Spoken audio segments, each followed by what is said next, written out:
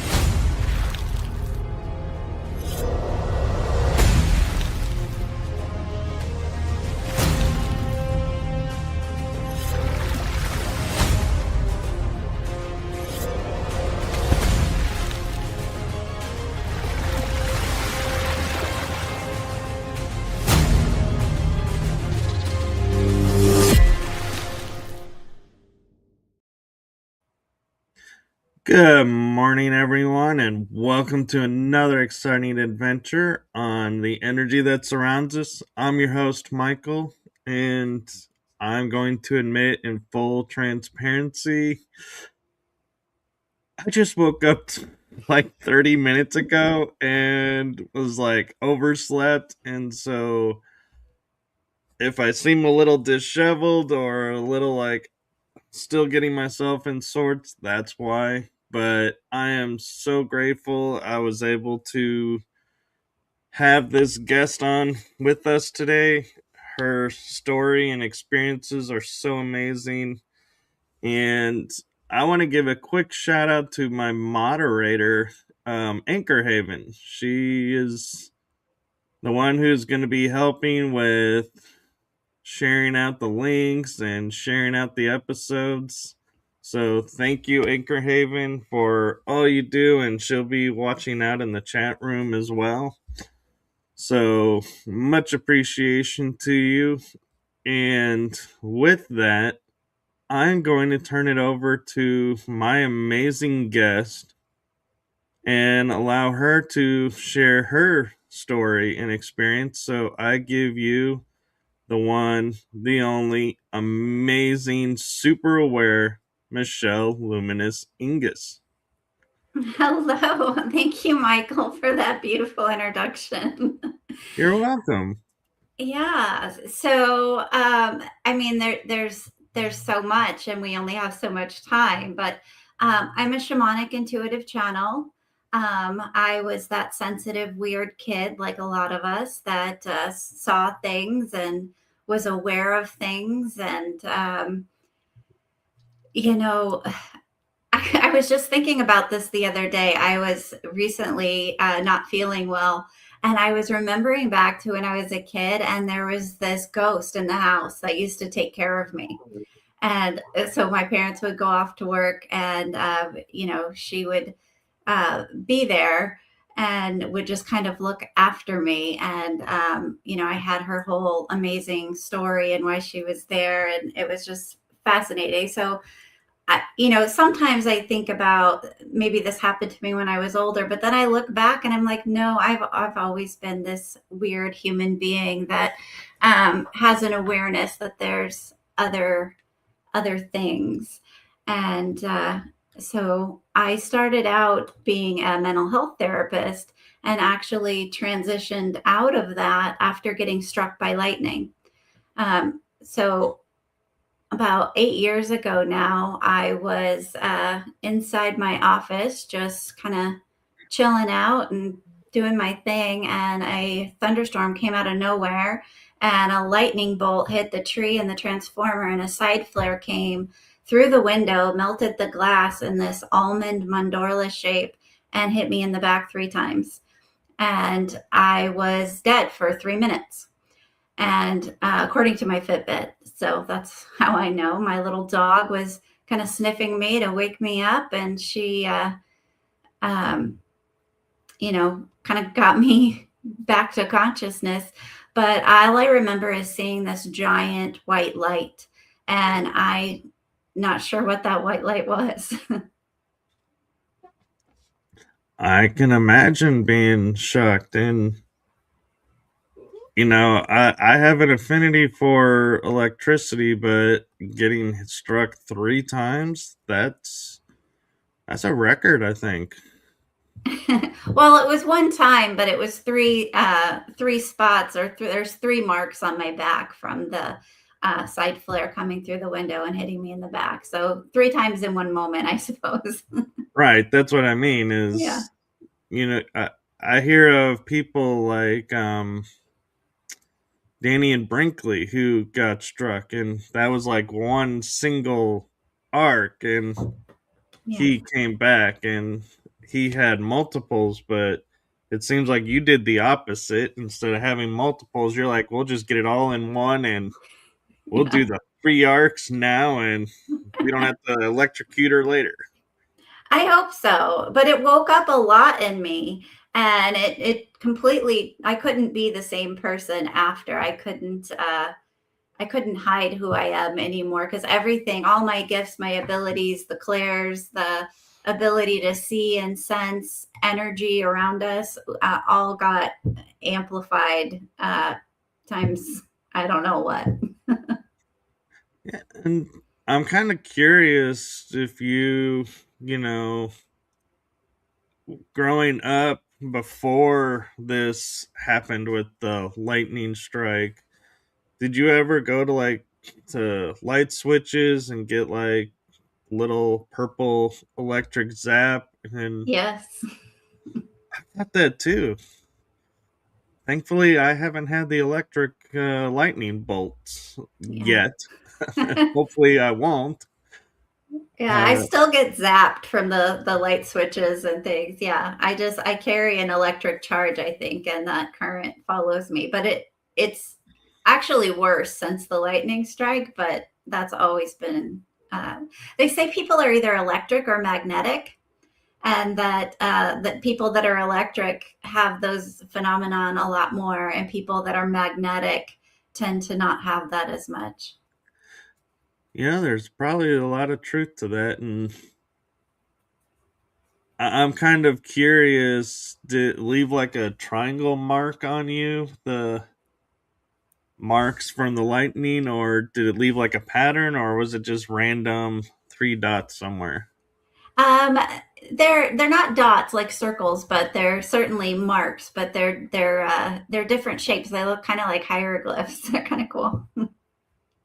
I almost wonder if it's like a message and that's why it came through. And if it came Like through the glass, I'm sure. Did you keep the glass because it would have this nice new feature to it? no, I needed to have it repaired so that the cold air didn't come in. But Oh, it shattered the glass. I thought it just would no, have melted. it melted it in this almond shape.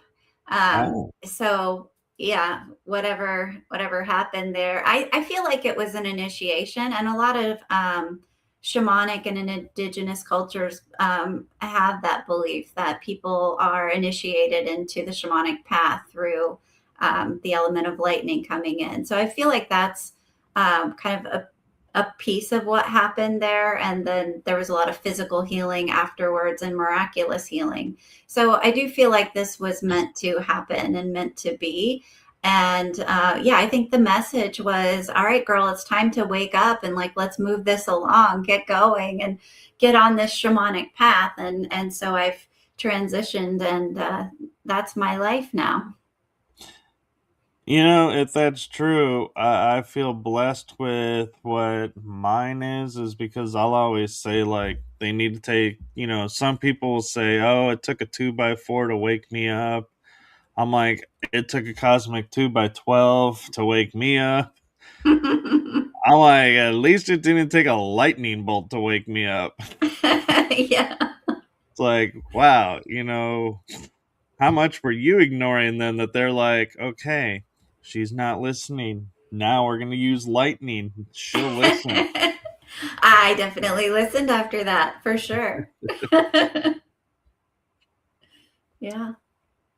And so you say after the lightning, a lot of your gifts were enhanced. So what kind of gifts did you have before and how did those unfold? Well, being able to sense spirits around me was always a very natural thing.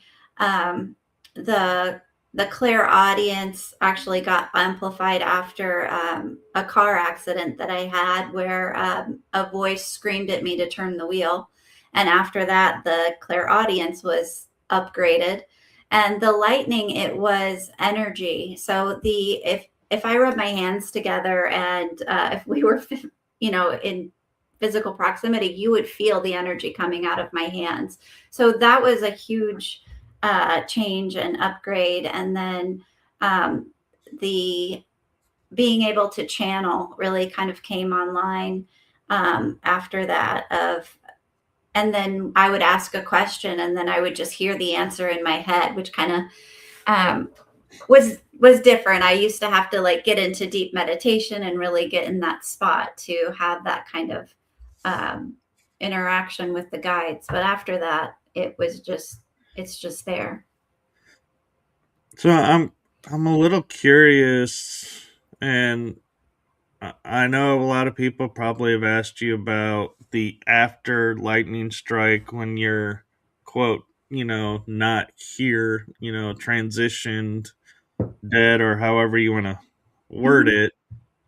But what do you remember during the lightning strike? It's like, do you have any memory of seeing anything or feeling anything? I mean, obviously you're feeling pain from the lightning, but was there anything else going on that you're like, I never thought about, but yeah, there was this. Well, I felt absolutely no pain in the moment because I was knocked unconscious. And so all I saw, I just remember feeling like this um, energy, like you're beyond caffeine, like that body buzzing. Um, or when you like have a really good meditation and your body really gets buzzing. It was like that kind of sensation. And all I saw was this bright, intense white light. And I've asked my guides, what happened during that time, and they will not tell me. So, for whatever reason, whatever happened during that time that I was on the other side, it was not meant for me to remember, but I felt absolute peace. Another time that I had a near death experience, um, I what I do have glimpses of it, and basically what I was kind of told is like whatever you believe is going to happen, like you're the co-creator of your death, like you're the co-creator in that. If you believe, I'm like, okay, I want my dog or my all the animals I've ever had, right? I want like a really cool angel, like I want like you know maybe a couple goddesses like, to come, and like that's if I keep focusing on that, that is what will initially happen when I pass. So I think that's what I mean. It's come a lot farther than it should have. Oh, squirrel just went by. So when you say miraculous healing of the heart, what are you referring to? Well, the amount of electricity that went through my heart, like it's, I probably shouldn't have survived that. And the initial scans, there was a serious problem. And then all of a sudden I was fine. And I haven't had any problems since. So whatever happened, again, they won't tell me. Right. So whatever happened, I was meant to stay here for a while. So No, that's really cool. And it seems like they repaired what they needed to repair. And I just wanted to make sure for people who were listening, they didn't think you had like maybe a heart condition before, and now that you got No. struck by lightning, it's gone. It's like No.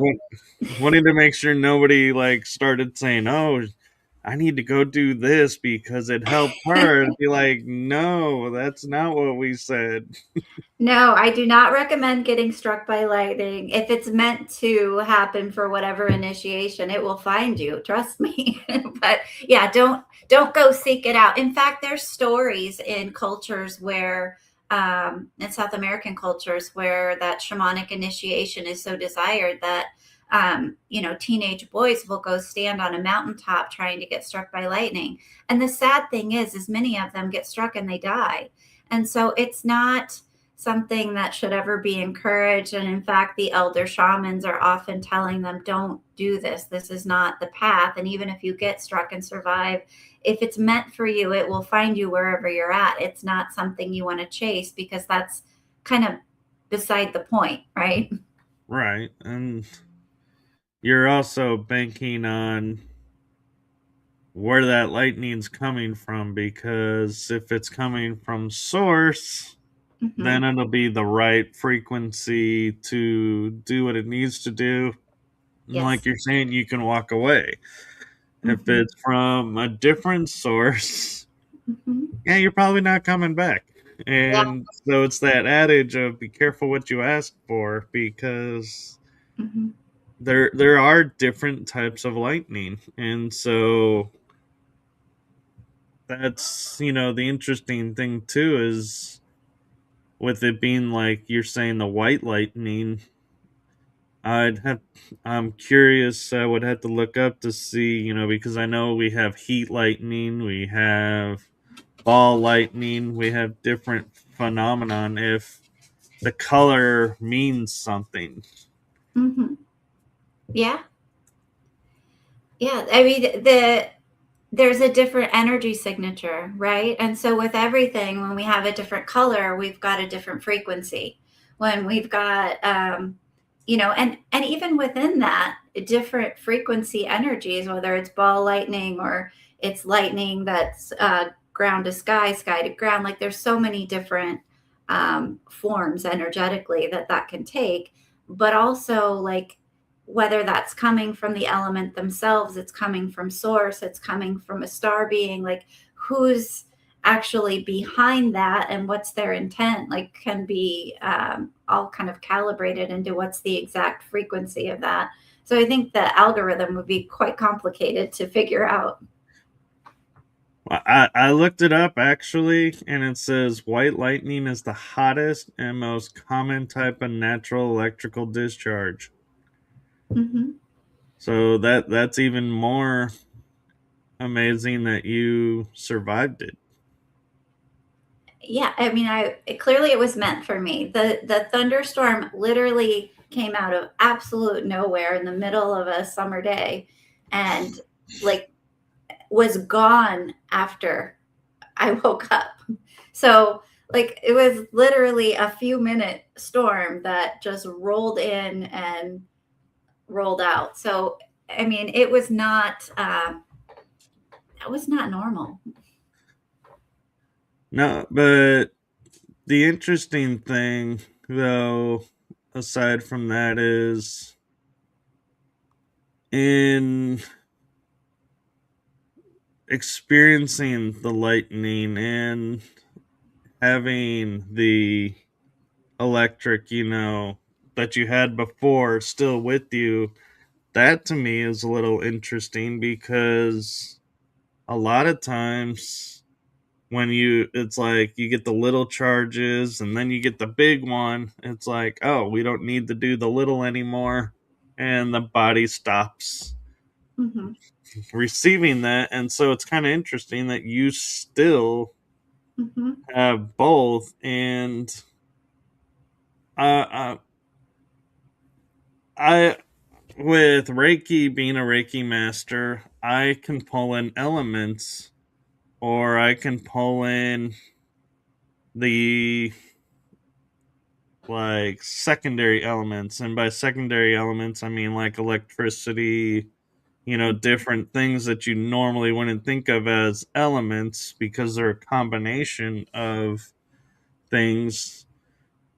And so I wonder, you know, since the lightning strike and you do Reiki, do you feel like the two are intertwined and you utilize the energies together, or do you use a different type of Reiki altogether and you're like, nope, let's not put electricity into this because that didn't work, that I was lucky, I don't want to put somebody else through that. It doesn't cause harm. It's all very divine. So I trust spirit. So just like in Reiki, the Reiki Master training helped me to understand the energy and know what the Reiki frequency is.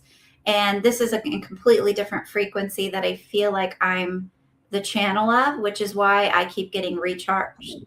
If a storm comes, I'm really charged up, and I'll offer that to the trees, to the earth, to, just because I have to move it through my body. But if I'm doing an energy healing with someone, then the energy that comes through is not Reiki. It's this channeled plasma energy, and people may feel like they've had a little too much caffeine or something after it. But what I always tell them is just go sit on the earth and you'll be fine, or put your back against a tree. It'll be okay. And then, nobody's ever had any problems. They don't get overcharged because the channeled energy is directed much like Reiki of whatever is for their greatest and highest good and benefit. I don't actually have to know what healing is being done, and I'm not doing the healing. That energy is coming through and doing the healing. Right. And that's what I do. It's just sometimes I know when you're like feeling certain energies come in, it's like for a split second I know the mind goes, wait, why are we calling this in? And then it's like you're like, nope, nope, step aside, let it do its thing. They know what they're doing. Yeah. But yeah, it's interesting. And with the lightning and everything, do you feel now at times where you feel like almost like going, I'm really, I always go right here, but today we're going left. And it's like just a knowing, a deeper knowing of, yeah, maybe need to switch things up today. Maybe not follow this pattern like normal, and let's go do it a little different and kind of in that atmosphere. Or do you feel like it's the same and the lightning really didn't do anything to your awareness? Well, it opened up my clairaudient channels. So all that telepathic, clairaudient, like my guides telling me, I have a driving guide that helps me simply just when I'm driving the car. And that guide will, all the time be like, hey, go this way or go that way. Or I have another guide that reminds me if I forget things.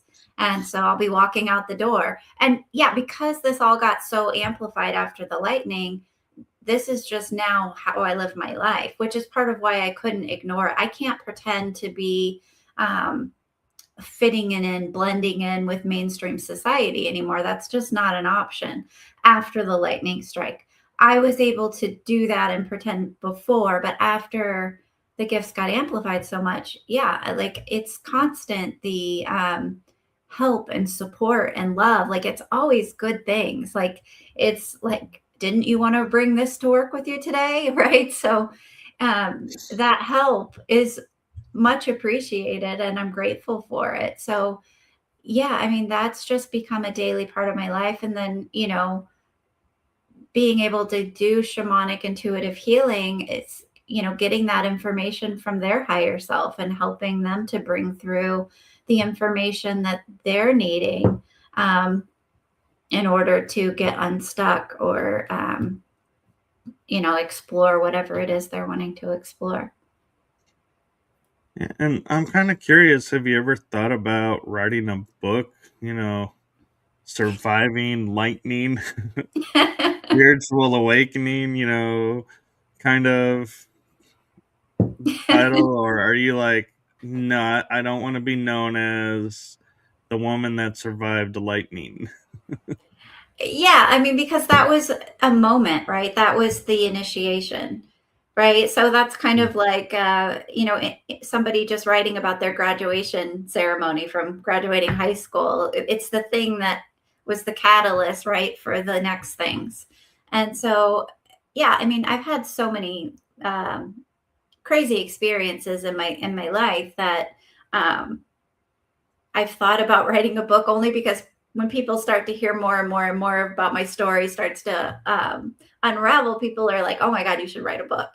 But at the same time, it's like, I mean, I don't know. I'm just so much about living in the moment and being in the here and now. I might do that at some point, or maybe I'll write a memoir. But I feel like I still got some years in me before I'm ready to write the memoir of my life. Well, I thought that for the longest time too. And no, I didn't have a lightning strike to speak of, but I did have a different lightning electricity experiment that nearly got me in a lot of trouble. But so we do kind of have that in common. But I actually have found in writing, it's like a this is where I am now kind of moment, Hmm. to where you can look back, like, let's say, 5-10 years from now, and you can look at the story, the book you put out, and be like, wow, look how far I've come. Or Hmm. on the flip side, you could also say, wow, I'm still in the same place. What happened? And, but you can always, write being beyond, like part one of my journey. Now here's part two. And write it that way. Just because you put a book out doesn't mean you're done. It just means, yeah, it's a stepping stone. It's a way Yeah. people can follow your journey step by step in a way. But it's up to you. I mean, it's I was against it until a friend told me how cathartic it was, and you're not reliving a lot of things. And so I was like, oh, well, then maybe I'll do it. And next thing I knew, I had it. And I was like, Yeah. oh, I guess the time was right. But yeah, don't write because people tell you to write. You got to write when you want to write. Yeah. If my guides tell me it's time, I will sit down at the computer and start typing away. But yeah, so my fun electric experience was in college. I was putting together a circuit, and we were doing it for class, and both ends were live, but we realized we forgot to connect one side to the other side. Oh no. And I'm like, I look up and I'm like, teacher's not in the room. I'm like, this took us almost the whole class to get this far. If we have to take it apart, we're gonna have to, we won't finish. And so it's like, for like a half a second, I'm like, I keep looking around and going, well, he's not there. He's not there. No. And I go, watch my six. And they go, what? And I grab both ends that Oh need to no. connect. And I can feel the current go up my arm, across my Uh-huh. chest, down the other arm. And then I put them together and I put it down. And I look up, and guess who's standing front and center staring at me? Your teacher. Yep. Oh no. He's looking at me with this face of, I can't believe you survived this, but at the same time, like, what were you thinking? And the words that come out of his mouth was funny as he goes and he says, if you do that again, I will expel you. Fair. I was like, yeah, I'm not going to argue with that. And hopefully, I don't have to do that again. But Mhm. it was interesting, and it's like you said, it didn't hurt. It was more like a tingle just going up, across, and down. Yeah. And I would never have known that that was an electricity, flowing through Mhm. if I wasn't aware of what I was doing. And so when you say, when the lightning struck, there was no pain, there was no this, I could agree with that. I was like, I never, even to this day, it's not like I sit there and go, oh man, when the weather changes, my arm hurts from that lightning that went through. It's like there's no side effect really. Mhm. Not that I'm recommending people to go grab and experiment, live wires. That no. Yeah, don't do that. Well, it sounds like it traveled through your nervous system, right? Because that's an electrical circuit in the human body. It sounds like it moved up through your nervous system. Yeah, and I have to say I've never approached it from this angle, but hearing what you were saying, I think it's probably my guides were with me Hmm. and were like, you can do this. We'll make sure, that follows the right path because, I mean, especially crossing the chest, it's like, there's a lot of organs at the top that are like, don't react well to electricity. And yet that's where it went through. And it's like, now that I think about it, it's like, yeah, you got your lungs, you got your heart, you got all these different organs in that area. It's like, yeah, good thing, I didn't swipe through one of those and, create holes. Yeah, I mean, a lot of things could have gone wrong, right? Which is why we're not recommending anyone try that or do that. You clearly learned your lesson not to. Yeah. And I do get the sense that your guides, especially there's like an avian guide that really strongly is kind of like, yes, like I protected him in that moment. I would agree with that. And I am ever grateful because my life has been the ever like comical, how did you survive this? You are the luckiest person I know. And I'm like, yeah, and I don't take it for granted. I'm kind of like you. It's like one time is enough. I don't need to put myself in a scenario to go and, you know, enjoy it again, but Mhm. I will go out, in storms and, like watch the lightning and everything, but I don't ever sit there and go, hey, lightning, come No, hang out here. It's like, no, I'm not inviting any of that. no, you probably wouldn't survive it if you did. Yeah. Yeah, I'll leave that to you and Danny and Yeah, but I Rainbow mean, it's Friend. great that you have your avian guide that's such a strong protector and around you and keeping you or helping to keep you alive during like they're telling me there's like eight, eight and a half. I don't know what the half means, but there's eight and a half kind of incidences in your life where there was an intervention from this avian being who is protecting you and looking out for you. So it's very sweet. Yeah,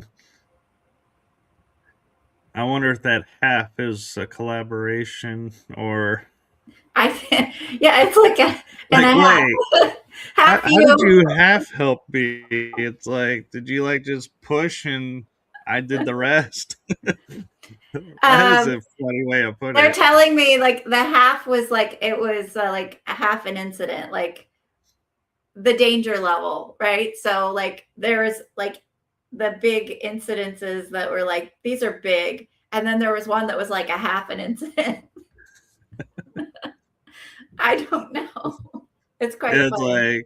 like, he fell out the window. Well, the window was only 2 feet. I don't think he was in that much danger, but we did cushion it a little. We'll call it half. Yeah, something like that. Yeah, that's the energy, yes. That's funny. What would be funny is if we did this again and they're like, well, now they've added a quarter to your list where they helped you a quarter. They just helped you a quarter there. Which makes sense, right? Like there's only so much help we need in certain moments, or a moment might look like it's going one way and then it's like, oh, he's gonna be fine. But we're here, so let's, we're still gonna Yeah. help.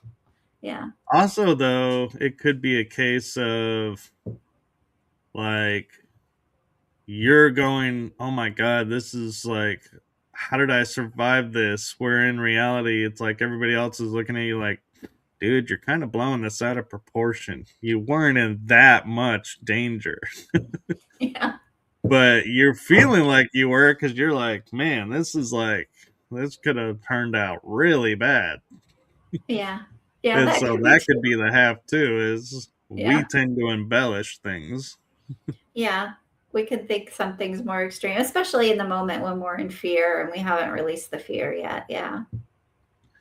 Yeah, and I'm kind of curious when it comes to Akashics. Mhm. I've always been told through guides and everything, nobody can read anybody else's Akashic. But then I see people all the time saying, oh, I read this in your story and I read this. And I'm like, how are people able to bypass the you can't read other people's Mhm. Akashic? If you keep reading other people's Akashic without their permission, consent, or request, then you will get kicked out of the records. So, I mean, that's that's going to happen if people keep abusing that. Basically, it's not actually okay to go inside anyone's Akashic record. What I do when I'm reading them is I go kind of up and ask their Akashic record guide for the information that they need for that reading. So that way, my energy isn't in there um, impacting or affecting their Akashic record. So I actually feel like it's really unethical to enter someone's Akashic, and it's very unethical to do it without their request or their permission. But it's an energy field. I mean, we often get this image of it's books in a library. There's not books. Like we could symbolically see a book in our clairvoyance, for example, but it's not a book. It's a field of energy that contains all the information about our past lives, our future lives, our present life, every record of Earth. So there's that Akashic, and then there's a galactic Akashic record, right? Of being able to access, lifetimes in other planets and lifetimes in other universes, galaxies. So you can't just jump into someone else's without eventually getting a consequence of getting kicked out and not being allowed access. And I've seen people get kicked out and then pretend to still be in sometimes, and that's not cool either. Yeah. No, that. Although it would be funny to watch them being kicked out because I can imagine what that would look like. And yeah, a little electricity in that one. I do see more read. I'm like, I do see electric being used, but um, it's interesting. Like you say that it's like a ball of energy because I have. When I was in Egypt, there were places where I would see little balls of energy here and there, and I was just like, whenever you would go to look at it, like it almost acted like a shadow beam. It's like it would be there on the side of your eye, and then if you focused on it, it would disappear and be Mhm. like, nope.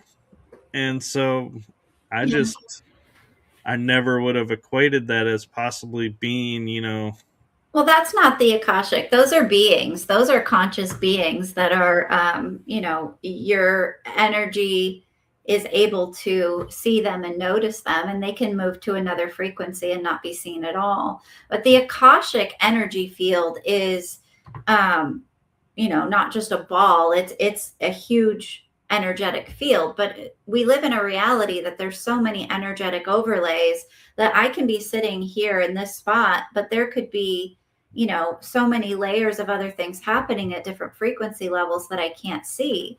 And that's, when we start to see through those realities or through those experiences of maybe, a being who no longer has permission to be here. They don't have a body. So a soul that dies and passes away and doesn't leave, right? They're still here, but they don't have a body. So but we would feel that energy coming through because they would be at a different frequency. We feel the energy of, a galactic or a star being or an interdimensional being.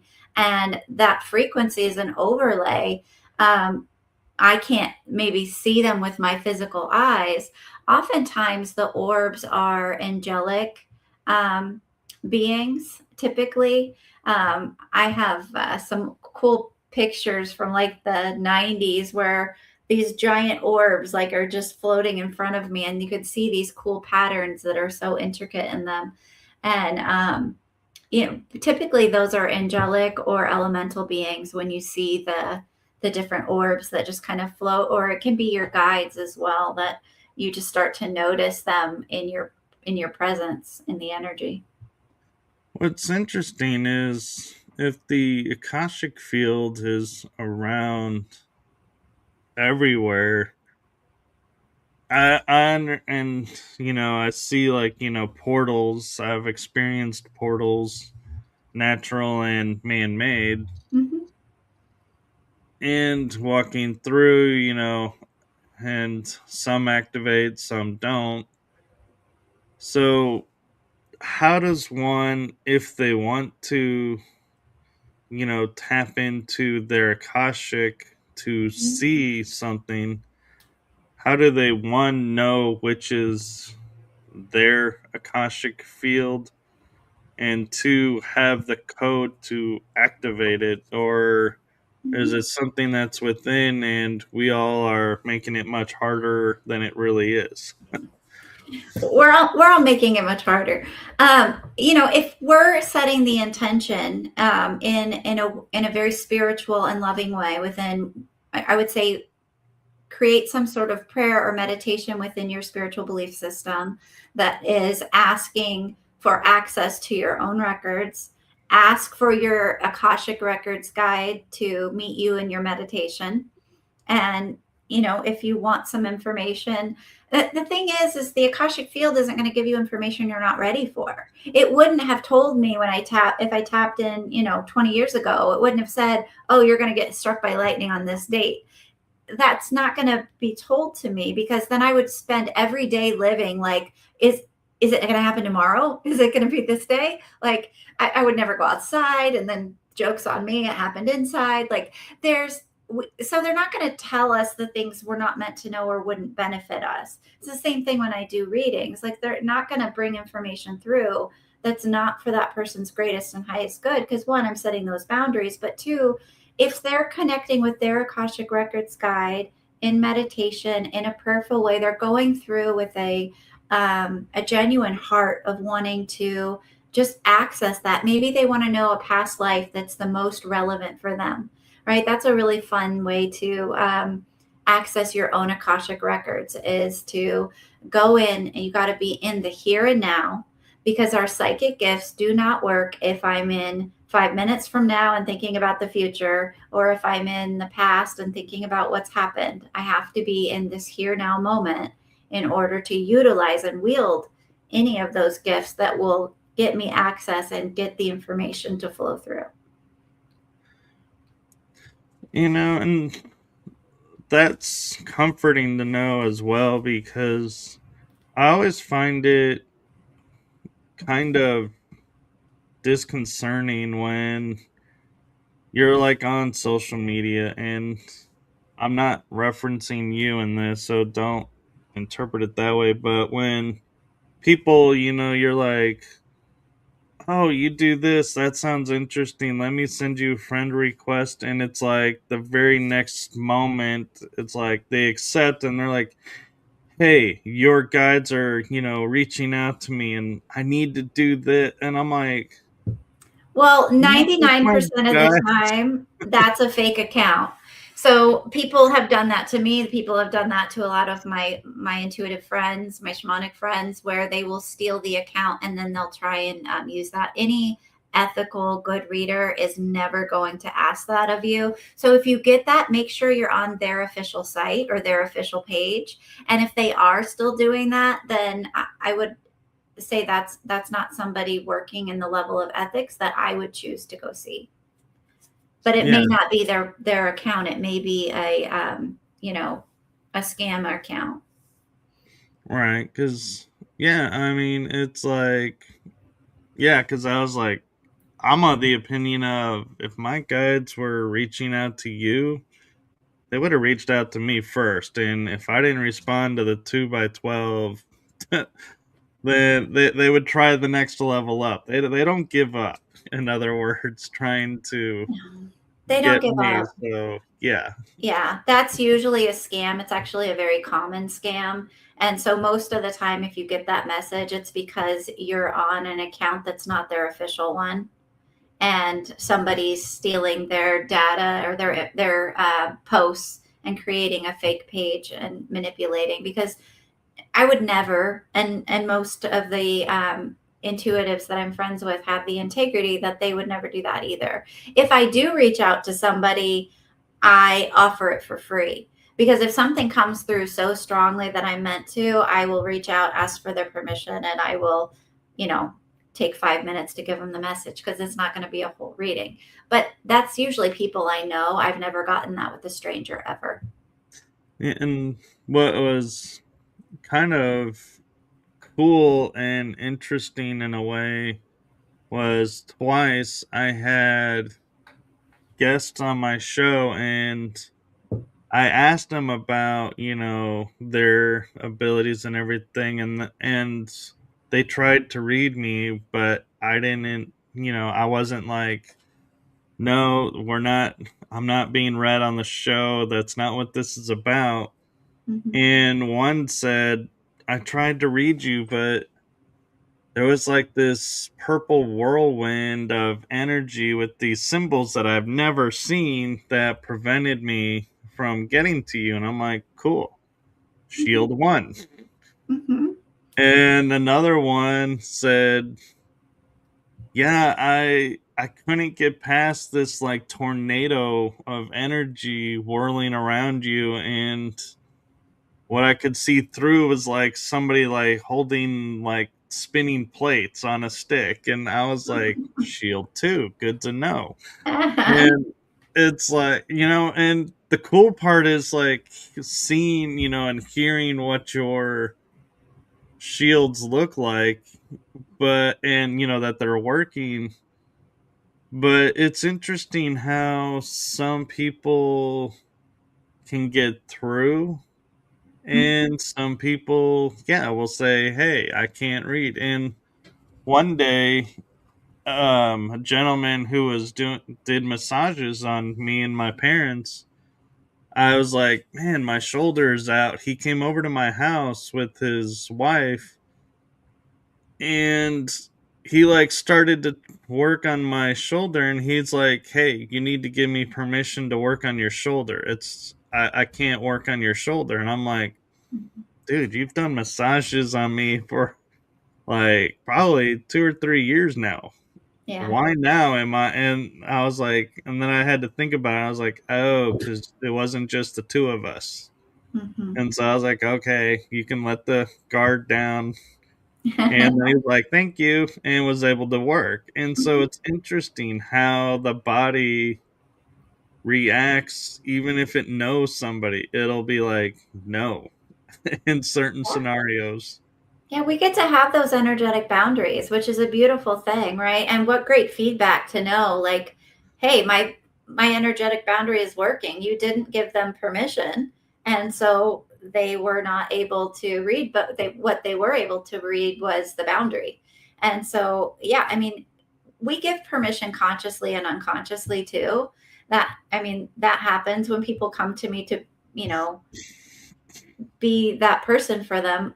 There's inherent permission, but sometimes people have so many shields up that, um, I have to ask them, like, are you sure you really want this reading? And like, what do we need to do here? Like, are you willing to kind of adjust those for the moment? And it doesn't happen very often, because usually if people are coming to me, they're excited for their reading that day. But Yeah. yeah, I mean, how cool that you got that feedback though. Yeah, and I wonder, with, I don't know where you are on the scale of belief, but we have hybrids, for example. Mm-hmm. Yeah. Do you, when you're in, let's say they go, "Hey, Michelle, I want a Akashic reading," and you're like, "Okay." Do you go and say, there's two Akashics now? Which one am I reading? One is the galactic hybrid side, the other is the here side. Which one, or do they merge, or how does that work if there's... Well, if they're born a hybrid, if they're born in that way, like from birth, like they were incubated in the mother's womb as a hybrid, um, then it's still that Earth Akashic record, because they came in through the Earth portal. If The only time I see a separation is if they're a walk-in hybrid, or there's somebody that had a hybridization that was done later, but it's still in their Earth Akashic record because it happened here on Earth. They had to be physically taken from Earth to have that hybridization done, or they had a walk-in soul that isn't of Earth, right? Then yeah, that's the only time I would then say, okay, the records are kind of taking me here. It's all one record. It's just we get level access based on frequency. And so if we've only ever incarnated on Earth, and we're just that frequency match, we're only going to get Earth data, because why would we need any more than that? If we have been a traveler like me and been all around the place, then you're more likely to kind of tap into the bigger field. But don't think about it as separate records. It's like I'm getting layers of frequency, just like there's layers of frequency here, 3D, 4D, 5D. That's really interesting. And with the world we live in, where people pose as things, like we're saying, could it be a scammer posing as the fake reader when it's not really them? And Mm-hmm. do you ever get someone who sits down and says, "Hey, can you read my hybrid records?" And you're like, "You're not a hybrid. Yeah, that's You happened. don't." Yeah. Yeah, I mean, there's usually something that explains it, that they're interpreting it as that, right? And whatever that is, like I bring that through for the person. But yeah, there's times, but typically that doesn't happen, because a lot of times I ask people not to say much to me, so that I'm not being led by what they're saying. So typically that it's not going to be that common in my readings, because I'm not wanting a whole lot of information up front, because I feel like it's less powerful to get the information. Like you're, like, okay, you're a hybrid, but then it's like, well, they came in and just told me that already. So if you get that information and you haven't asked the question or planted that in my head, then it feels more powerful, I think. So but yeah, I mean, there's always a reason though. If somebody strongly feels like, hey, I'm a hybrid, I mean, who knows? We all kind of are, in a sense, right? So I mean, in a sense, everybody is. Right. No, I agree. And and one of the other things too, that I'm finding interesting is that you work on, and I'm not sure if you're working on it the way that I'm thinking it is, the chakras. Mhm. everybody is like, oh yeah, we have the 7 chakras. I'm like, well, but that's the bottom level. It's like there's like hundreds of chakras around us Mm-hmm. in operation, but everyone focuses on the 7. And I'm fortunate I have a chiropractor who even like he'll check the 7 chakras and then he goes, I'm going to go check your antenna. I think is what he uses as reference to the field of the other chakras that are around you. And Mm-hmm. it'll be like, yeah, you're in alignment, or nope, you're off centered. Let's see if we can't fix that, and Mm-hmm. works on the other chakras as well. And so when you say doing advanced chakra practitioning, Mm-hmm. are you limiting to the 7, or are you opening to any of the chakras that are around the body that are showing and saying, hey, we need help? I'm primarily working with the 12 chakra system, um, just for the sake of access. So I mean, I'm not going to have time in a reading to ask 100 and 20 chakras, how they're doing. So what I'll do is, chakras are that energy center, right? Again, energy. It's all energy. And there's even some interesting research now that looks at the meridians and the fascia system and how that energy flows and how that comes together and is kind of creating those energy centers that we know as those spinning wheels of the chakras.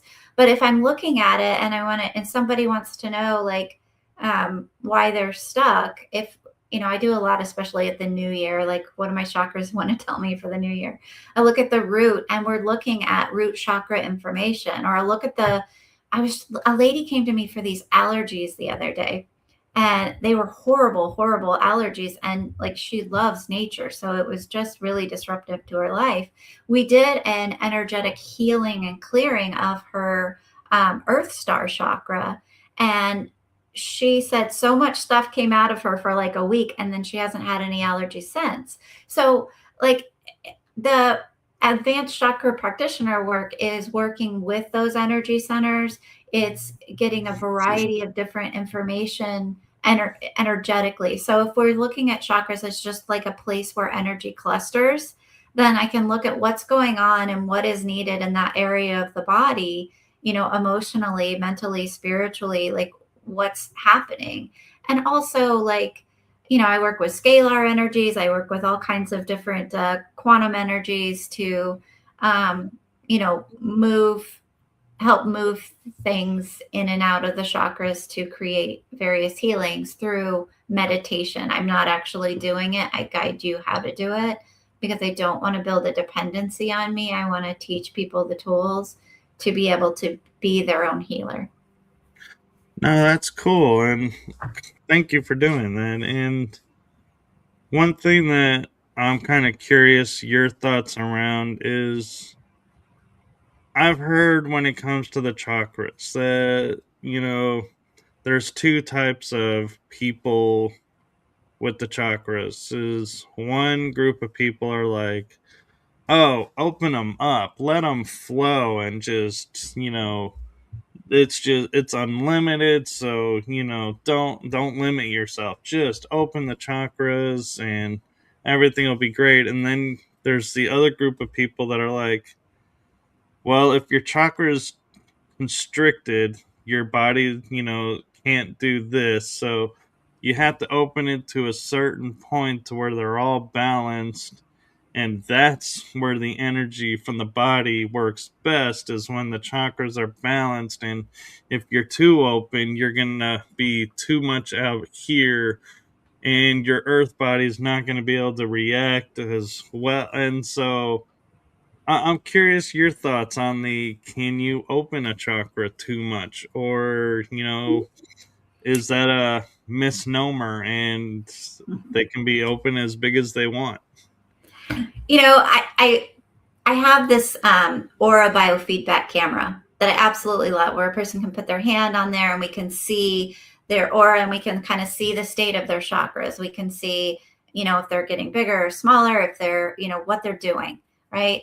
And what I like to do is put people on this and for like 5 minutes and have them think about different things. And what you'll see is the chakras constantly changing, right? I'll hand them a crystal and then the chakras start changing, right? The levels go up and down on the screen. The heart will start expanding and the throat will go down. If I ask them about something that they don't like say they're scared of dogs and I play the sound of a dog barking and their throat chakra starts to go down, right? Like, well, there's safety in that. So I don't really buy into let's balance them and leave them wide open, because I don't think they stay wide open. I think they're constantly in flux. And what I see when I, utilize the biofeedback aura camera to see what somebody's chakras are doing and what their energy field is doing, we can see this constant brilliance of the chakras. Now it's just looking at the 7 chakras,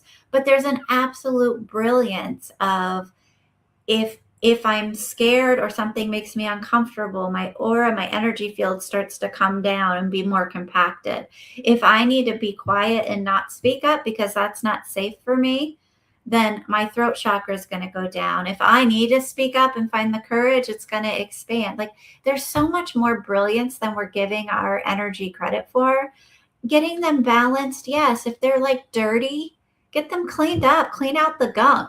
But I don't think it's like, get them to this certain spate and just this right spin and put them all in perfect balance and then you'll be fine. I think it's more a matter, for me, I see as like cleaning out the gunk where they get dirty, where we get societal programming, we get trauma, we get all of these things that just gunk it up and make it dirty. So clean it, yes, balance them, and then they're just going to constantly be moving in the appropriate way for whatever you're doing. Like, trust the body wisdom, trust the wisdom of the chakras.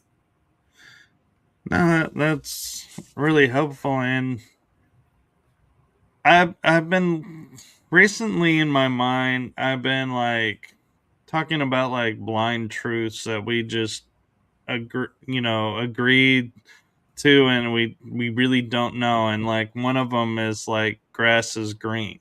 How do we know that that's what the color green looks like? And somebody will go, well, science told us that the frequency of green is what's refracted back. That's why we call it green. I'm like, but how do we know the frequency that refracted back is called green? And yeah, I like to go down rabbit holes and like figure things out. But when it comes to the chakras, like I've seen pictures where like one may be red. Well, then a few books or sources down later, it's like, well, no, this might actually be more orange, or this could be blue, or what. I feel like somebody would like just took like the rainbow and said, let's just slap it on these different orders and we'll associate it this way. But is there really color to the chakras, and how do we know like which color really is going to what? Well, does color even exist, right? Like, so I mean, if you if you go and say, okay, this is all frequency and this is all energy. If a color is frequency, if a feeling hits a certain frequency, right? Love is a higher frequency than shame, right? Purple is a higher frequency than, another color. Well, why? Because somebody could feel into that, right? And so being able to see like, okay, magenta is purple and red. What a powerful color, right? But it's not, it's the frequency of that color. And if we all got together and meditated and agreed that there was a brand new color and assigned it a frequency, I think it would just appear. But we get to create this reality, and we've created the visual color association with frequency. I mean, that's our first language. That's our foundational language, is energy and frequency. That's how telepathic communication and channeling can even happen. Like, I don't think the Octurian that is my therapist now, that helps me, knows, sits and learns English in a classroom. for what she tells me, it's like it's the frequency of the information she's transmitting. And I'm doing the best that I can to process that information and put it in English. If my dog talks to me, again, it's the same thing. Like he knows some English words, but the more in depth telepathic conversations we have are all frequency, it's all energy. So the colors of the chakras, it's simply assigning a meaning. And when I look at different people's chakras, if I see a color, it's not always exactly the same. In general, do those colors kind of align ish? Yeah. But we all are so individual and unique. And, speaking of hybrids, sometimes they'll have extra chakras that I don't see in other people. I mean, there's all kinds of really cool variations that we have because we're all unique. No, that's really cool. And how do you put yourself in the state to where you can see everything that you need to see? Because I know, like, my mom had a ritual that she would do just to prep her space for mediumship and then close it. Then other people have their, prep method. So I'm curious, if you can share or want to share, how do you get in the zone, as my mom would put it? And is it something that anybody can do, or is it something that's unique to your makeup? Um, well, we all come in with different gifts, right? So my higher self did the shopping and she's like, these are the ones that you can activate in this earth body, right? We all have access to the chakras, we all have access to the basic gifts, but whether or not they come online has a lot to do with what our higher self picked out for us. And so, and then the lightning activated more, right? But being able to really tap into, it doesn't have to be meditation. For me, I do a quick kind of meditative thing. If I'm feeling more restless, I do that on my elliptical. If I'm feeling like stillness, I do that in stillness. So, I mean, I kind of check in with my guides too and kind of see where I'm at. So I don't do the exact same ritual every time because I don't think my energy always needs to prepare in the same way for every client. I know I'm getting like a really ancient starseed being when it's like you need 20 minutes of meditation before you meet with this person. It's like, oh, I'm about to meet somebody very interesting, right? But most of the time, that's kind of rare, but most of the time it's a couple minutes and some sort of kind of calibration because I have to be in the here and now moment. So I would say whatever brings you in this here and now moment, that is a huge key that most people get stuck with is if they can't be in now, they can't access the clairvoyance because the clairvoyance is I've got to tune down my eyes or I've got to tune things down and be in this moment to see whatever image makes sense. And they usually come in such a flash that like you have to be in the present moment to catch them. Otherwise, they just disappear. No, that's really helpful and interesting. And I kind of, now you got me wondering, like, you and I having the kind of, like, you'd almost say affinity to electricity. Is there a chakra maybe that is like electricity that's in our field that says, yep, here I am, this is why this is going on? And we're, we don't ever think of, like, fire having a chakra or air having a chakra, and that's what's in our field that's allowing us to work with it. And this is what I'm talking about, is working with it, not like breathing. We don't need a chakra to breathe. That's another function. I'm referring to like energy work, using those elements and everything.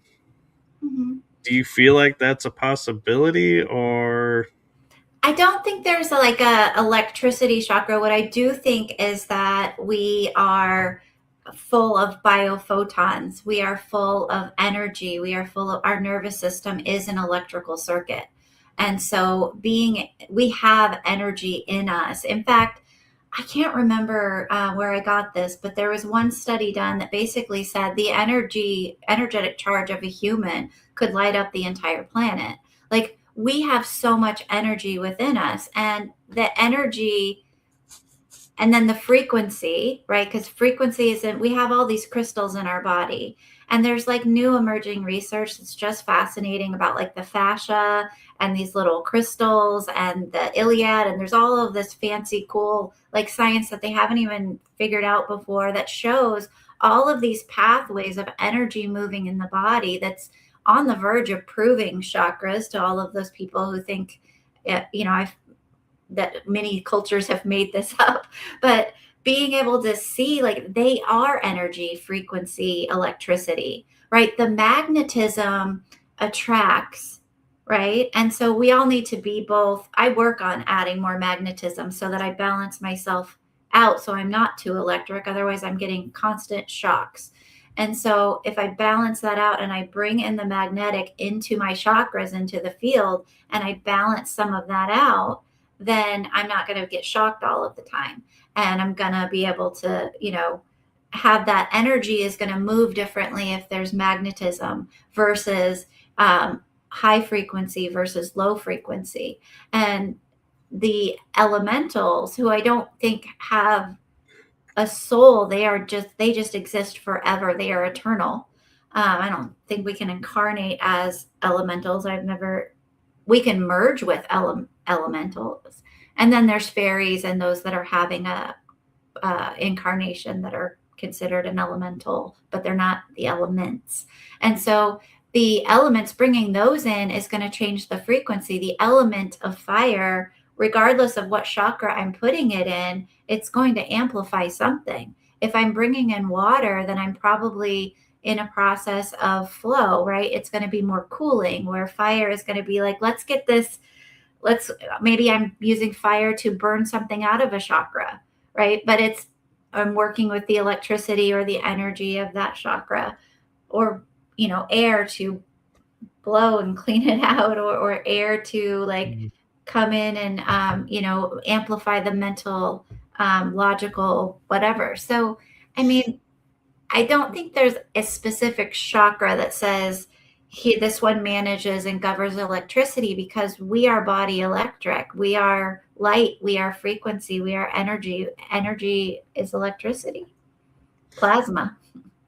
Right. And I was just curious about that because, like, you hear of, and I've had a guest who she can create a long tube of burning hot coals and walk across the coals. Mm-hmm. I mean, directly on it with bare feet. And then I'm in my head going, that would burn the living daylights out of the foot. And I know that's my mind, programming that. But Mm-hmm. it seems like, on the flip side, I feel confident like a firewalker is going to be like, no way would I ever, touch electricity because that's too dangerous. So it's like our mindsets and our programmings. It's like that's why I wondered if there's a governing aspect somewhere, because we all have the same abilities, but yet somehow some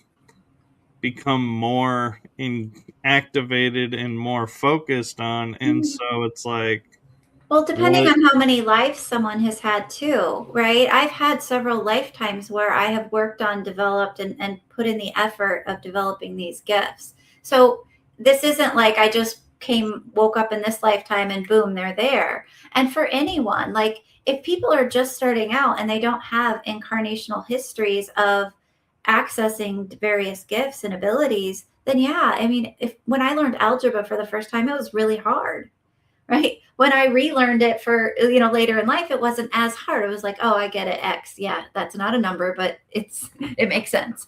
Right. And so when we're relearning, it's a lot easier to relearn, remember. So that's why I like to tell people, you're remembering this ability in your life, not learning it for the first time. Where someone else might be, it's like, hey, you're learning this for the first time. Like, you've never really done this before to activate this gift or ability. So some of those layers of how easily it is to tap in, or someone who's jolted awake, right? Whether that's through, in class to sticking two wires together, or getting struck by lightning, or just doing an intense meditation and your kundalini like just rises. Like, whatever happens for those intense spiritual awakenings, when I look at those or read those souls, when they're giving me permission, I'm seeing these histories that make sense of all the hard work that they put in.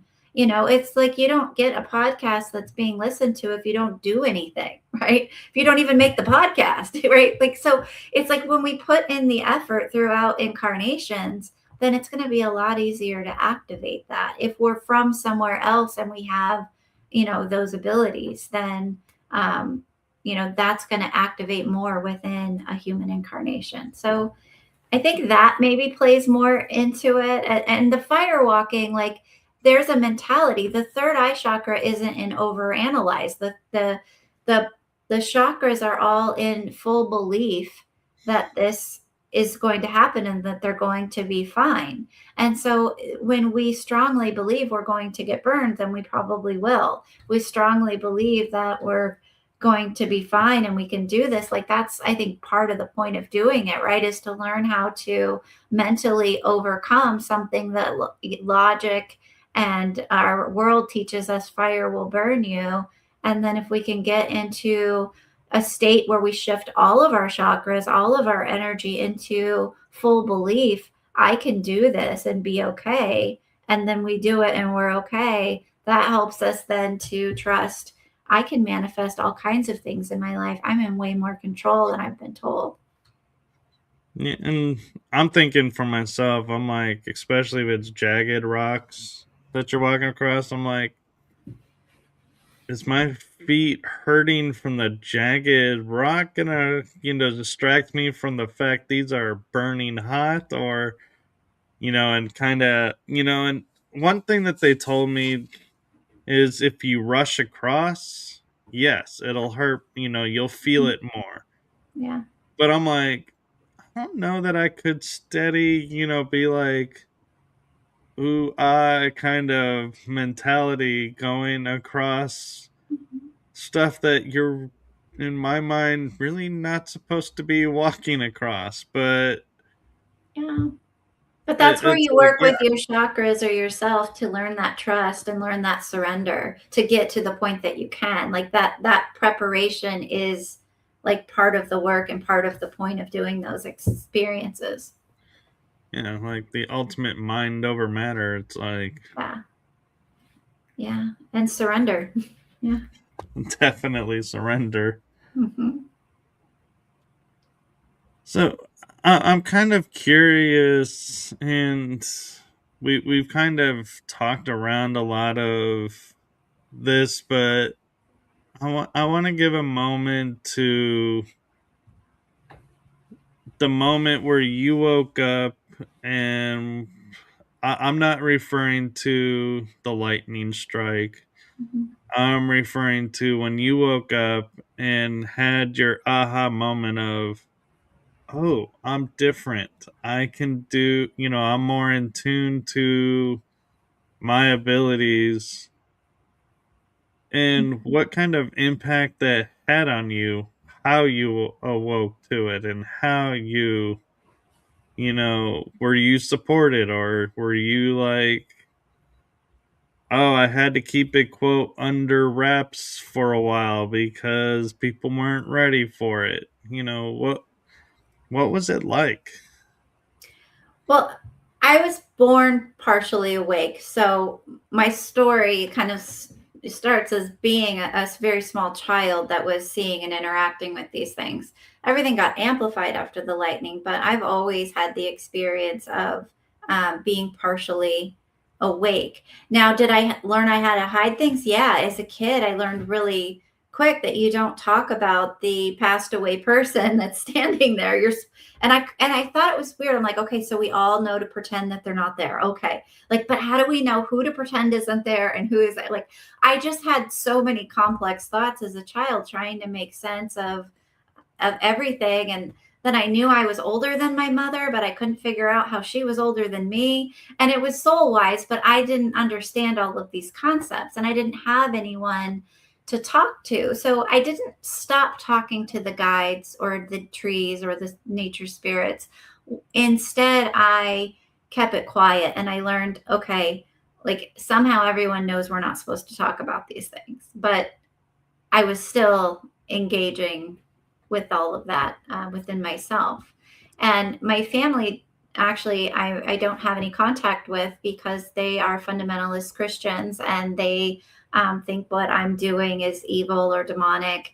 And, you know, unfortunately, they chose that they believe that more than they can choose to be in my life. So, you know, this does come at a cost. There is a price. You know, I told you after the lightning, I couldn't hide it anymore. And part of the reason I was hiding it was to be able to have access to my family, to be accepted, to be a part of.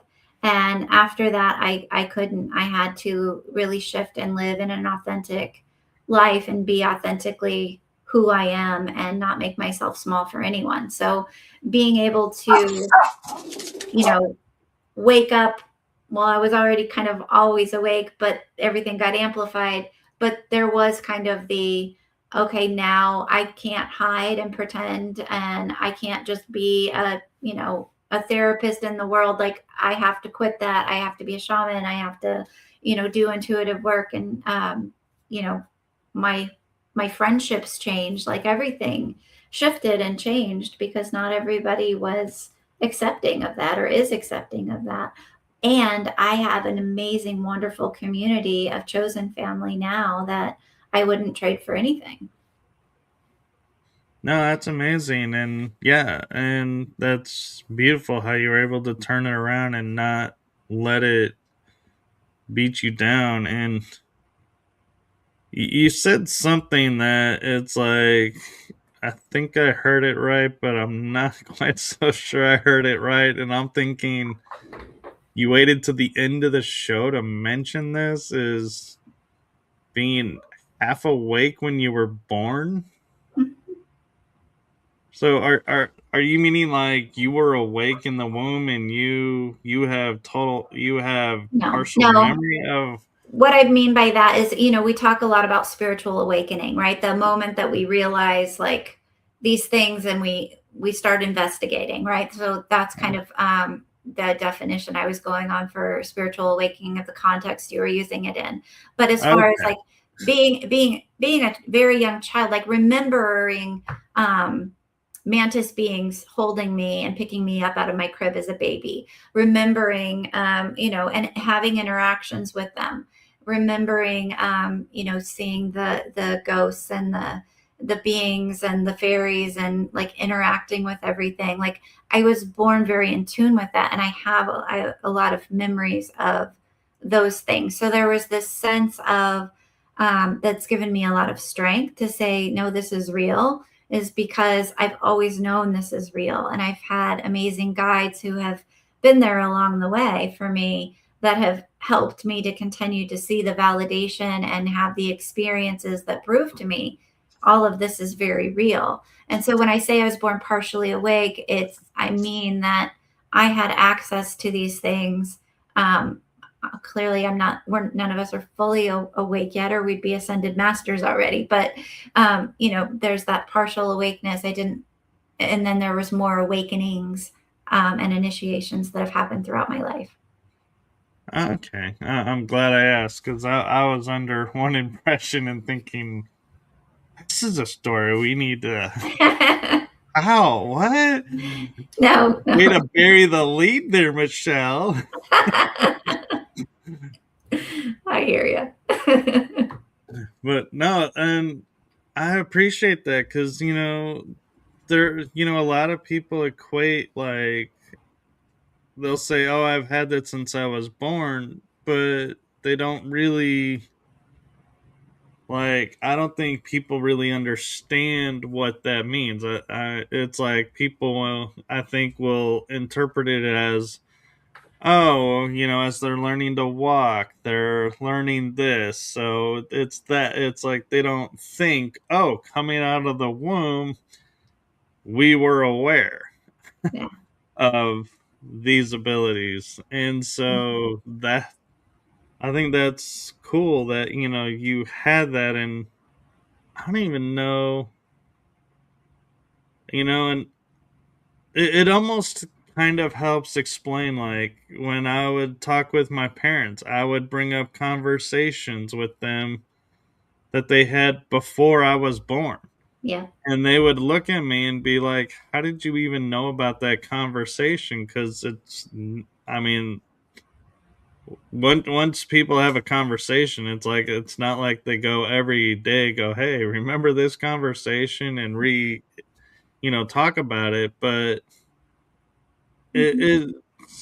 it I never equated it to being aware. I always kind of equated it to deciding, which, family am I going to be born into. And it's like part of my learning process of, can I work with this group? Can I work with that group? Well, obviously you guys piqued my interest more because look, I paid attention to this conversation. Uh-huh.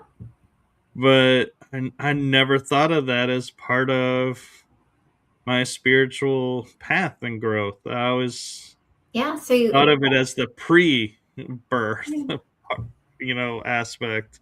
yeah, but if as a little child that those were the kind of things that you were saying, then I mean that's a really clear indication that you were also born partially awake. What percentage? I don't know because I don't have your permission to read it. But when you really look at that, right? Like people have a different amount that that door is open or closed.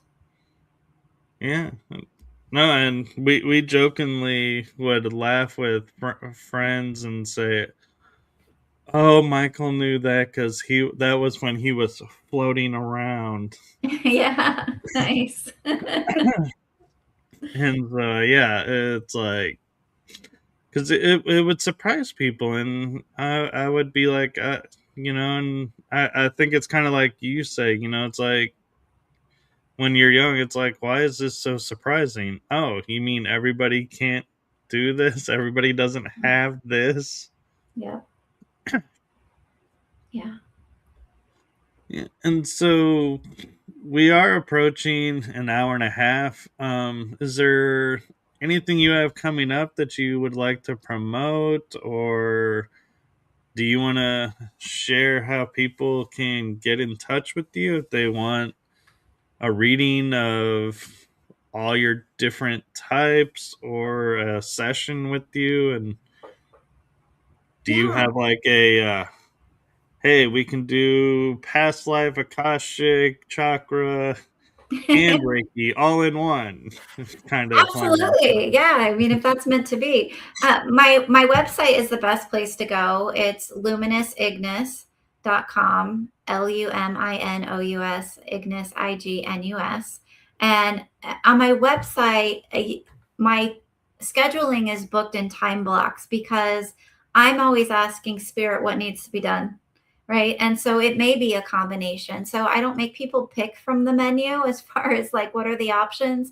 I do have a bunch of I general ideas for people on the website that they could kind of look at. But a nice beginner reading is to get just a chakra reading, which you can do a 30 or 60 minutes and just like we can go through your chakras really quick and you can kind of get a feel for me. And then there's all kinds of things that I do and that I love to do. And most of the time, I mean, a lot of people will say, I'm not sure what I need, but I feel led to reach out to you. I'm like, great, we'll see what comes through. So if they don't know, that's okay. I'll ask their higher self and their higher self will know why they're there. No, that's really cool. And I did put the website that you gave me on banner right now. It's scrolling on the bottom of the screen. Yeah, and So every now and then I have classes, but not very often. So schedule a reading with me, and I'd be happy to meet with you and help you. If you want to look at past lives, we can look at past lives. If you think you're a hybrid, then I can ask and find out. that proverbial, do you really want to know, or are you going to be okay with if she slaps you back and go, no, you're not? That could Like, happen. no. No, I greatly appreciate it, and I greatly appreciate you sharing your story. And I have to say, even the lightning part kind of was like buried in the lead kind of thing, because your bio, I remember reading your bio and reading, the topics that we were covering, and I'm like, I don't remember seeing lightning coming up. And I'm like, so when you said that, I was like, wait, what? Did I hear that right? And Yeah. so, and I'm sure, if, doing interviews and everything, it's like, how many times do you want to say, yes, I was struck by lightning one time, 3 spots? It's like, yeah, we're going there again. Yeah. Yeah. Yeah, it's kind of, yeah, it's something I've talked about so much at this point that it's, yeah, I mean, it's fascinating to other people, right? Just like when I hear someone's story for the first time, it's fascinating, right? But also, yeah, there's a point where it's like, there's so much more about me, or things that I would love to share with people that, yeah, it does kind of get buried a little bit. Yeah. Well, and I kind of just noticed something, and I don't know if it's a thing, but, and I'm not talking, inappropriate thing here, people, but I had the incident with the electricity going through my body. I have blue eyes that are very prominent, and they can shift colors depending, how bright or different shade of blue, or maybe a different color depending on the mood. And I was just noticing, like, when you were talking about the lightning and going just now, I was like, your eyes kind of showed as more blue, like on the screen. And so I was like, is blue, the fact that we have blue eyes, kind of a thing of why the lightning, worked, so to Yeah. speak, and we're okay? Or is that, no, that's not a commonality, that's just a coincidence? Well, eye color shifting is actually known in some like yogic traditions as being and Buddhist traditions as being part of the a frequency upgrade. Like as your frequency raises, that the color of the eyes can shift. My eyes are green gray, and they will shift from green, gray, blue, purple. I get the shifts when I'm talking. Friends sometimes will be like, "Your eyes just shifted colors." So I mean, it's a phenomenon that happens, and honestly, yes, I have heard more people that have survived some sort of catalyst, not always electricity, but some sort of catalyst. One, she drowned and came back to life. Like, but there's something about these intense activations that, yeah, I do see that pattern of people talking about having that color shifting of the eyes. Well, there you go. Learn to shift your eye colors, but still don't go grabbing things you shouldn't be grabbing to prove you can do it. Yes. Let it happen naturally, because they know what they're doing. Exactly. And it's got to be the right frequency, right? And if it's a frequency change that the eyes start changing, you can't just will them to change colors. You've got to shift your frequency in order for the colors to shift frequency. Yeah. No, thank you for that. I honestly thought it was just the eyes are matching my mood, and that's how, to tell my mood is like, what color are my eyes? That'll Well, tell you what mood I'm in. And But that's true to an extent because moods are frequencies, right? Shame is a low frequency, love is a high frequency. So, yeah, if your frequency shifts with your mood, then and your eyes shift colors with that, there you could find some patterns that, yeah, are consistent. Well, very cool. And I highly suggest everyone go check out her website. Go follow her on her YouTube channel. It is in the links in the bio. And like and subscribe because you never know when she'll be popping up again and what experiences she'll be sharing on there. So do keep up with her and my shows. And I am going to sign out here because one, I have another show coming up, but two, I have stuff to do and I know you have clients and stuff to do. So thank you for sharing your time with us and your story with us. And I actually will leave you with a message. And that is from my heart and the heart of my shows to you. Thank you for what you're doing for humanity. Thank you for Mhm. being authentically you and standing up for your truth and being a way shower for those that are coming. Oh, thank you so much. I received that with gratitude and thank you.